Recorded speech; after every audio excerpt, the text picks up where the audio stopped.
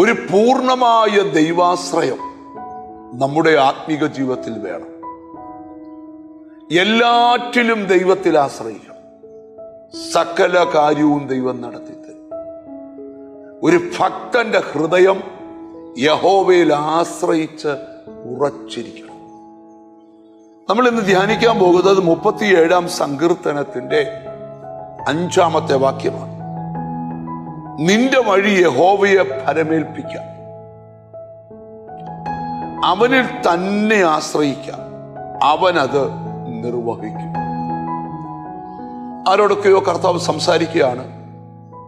ഇപ്പോൾ നീ യാത്ര ചെയ്തുകൊണ്ടിരിക്കുന്ന വഴി, അല്ലെങ്കിൽ നിനക്ക് തുറന്ന വാതിൽ, നീ ചെയ്തുകൊണ്ടിരിക്കുന്ന കാര്യം, മുൻപോട്ട് പോകാൻ കഴിയാത്തൊരു സാഹചര്യത്തിലാണ് നിൽക്കുന്നതെങ്കിൽ നീ അത് ദൈവകരങ്ങളിലോട്ട് ഫലമേൽപ്പിക്കണം. 2 സന്ദേശങ്ങൾ ഈ വചനത്തിലുണ്ട്. ഒന്ന്, ഒരിക്കൽ പോലും ചിന്തിക്കാത്ത വഴി നിനക്ക് ദൈവം തുറക്കാൻ പോകും. ഇപ്പോൾ നീ ചെയ്തുകൊണ്ടിരിക്കുന്ന കാര്യം നിന്നെ കൊണ്ട് വിജയിപ്പിക്കാൻ കഴിയുന്നില്ല. ഒരു ബിസിനസ്സാണ്, അത് തടസ്സത്തിലാണ്. ഒരു നല്ല ജോലിയാണ്, അതിന് ധാരാളം പ്രതിബന്ധങ്ങളുണ്ട്.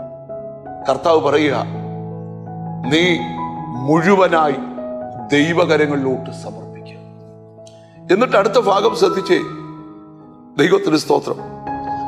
ദൈവത്തിൽ തന്നെ ആശ്രയിക്കുക, അവൻ അത് നിനക്ക് നിർവഹിച്ചു തരും.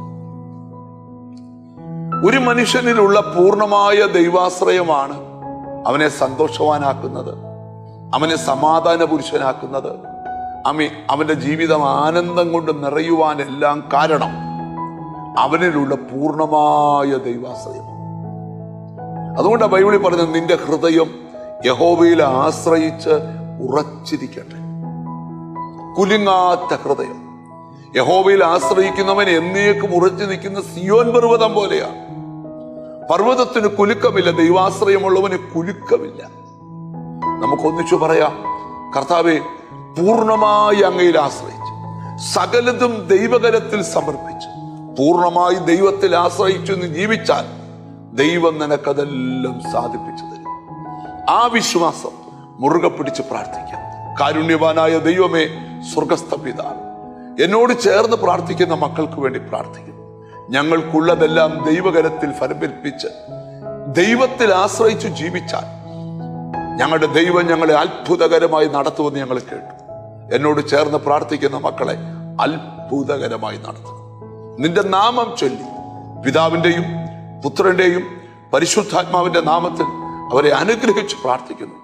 അവർ അനുഗ്രഹിക്കപ്പെടട്ടെ, യേശു ക്രിസ്തുവിൻ നാമത്തിൽ തന്നെ. ആമേൻ. നിശ്ചയമായും ദൈവത്തിൽ ആശ്രയിക്കുന്ന നിന്നെ ദൈവം അനുഗ്രഹിക്കും. God bless you.